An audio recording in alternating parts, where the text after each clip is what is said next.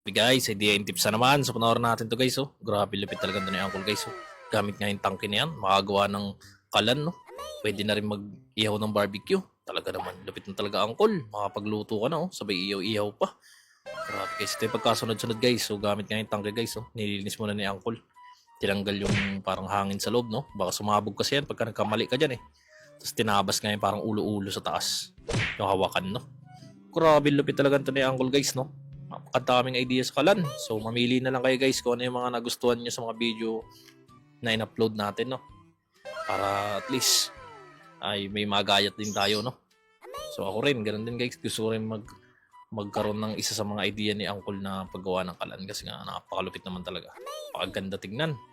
Tapos may kita natin dito yan. Gumuguhit-guhit na si Uncle guys. Para siguro makakuha na yung itsura, no? Ito siguro yung mga gilid-gilid guys, bumubuka. Parang yung katulad na in-upload natin ng isang araw guys, na bumubuka no, tapos pwede mag-barbecue. Tapos may kita natin, ispatan nga ni Uncle. Siguro yung mga bisagra na bumubukas-bukas no. Tinabas na nga ni Uncle guys. Grabe lupit talaga oh. Oh, yun oh. Wala yung diskarte ng guys oh. Parang naglalak siya. Tapos tinabas niya ulit yung gitna. Siguro yun din yung suksukan ng kahoy guys. May gitna na yun. Pinukpok pa ni Uncle. Grabe. Tapos yung pabox na bakal na yan guys. Yung pabilog. Para saktuan siya guys. Yung pabilog na bakal. Siguro hindi isasalpak doon sa may gitna. Okay. So tinabas na nga ni Uncle to. Grabe makapal na bakal to guys. So kailangan ng mahusay na marunong sa mga ganito no.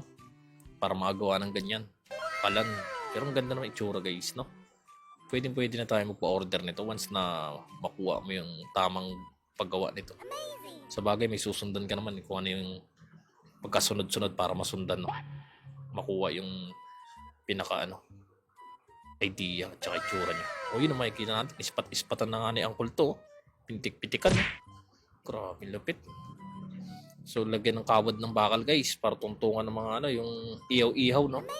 Sa ilalim ganun din guys. Binutas na nga. Oh. Pero yung may labasan siguro na abo. Hindi butas na butas siya, no? Yung parang screen yung style niya sa ilalim. Yun, no? May kita niya naman talaga naman, no? Bumubuka. Parang transformer, no? Grabe lupit talaga nito ni Uncle, ah. Oh, parang may pakpak, oh. Parang lilipad na. Pero grabe, sobrang ganda talaga pagkakayari, oh. Iniikot pa nga yung camera, oh. Talaga. Tapos makikita natin si Uncle sinarado na, oh. Lagyan ng kahoy. Siyempre, kailangan may demo yan para malaman natin kung talagang gumagana tong idea ni Uncle. Tapos makikita natin lagyan ng mga barbecue sa gilid, guys. Maraming galing. Yun, oh. Apoy. Ang gantaas, oh. Tapos makikita natin dito. Inagluto na nga si Uncle. Maraming galing naman pagkakadali nito na Uncle. Ang ganda, oh. High temp na pintura sa barbecue. Ay, sabay na, guys, oh. Maraming ganda. Yun, yun. Loob, oh. Okay, so luto na nga yung pinapalambot ni Uncle. Okay, naglaga na. Ayos, galing.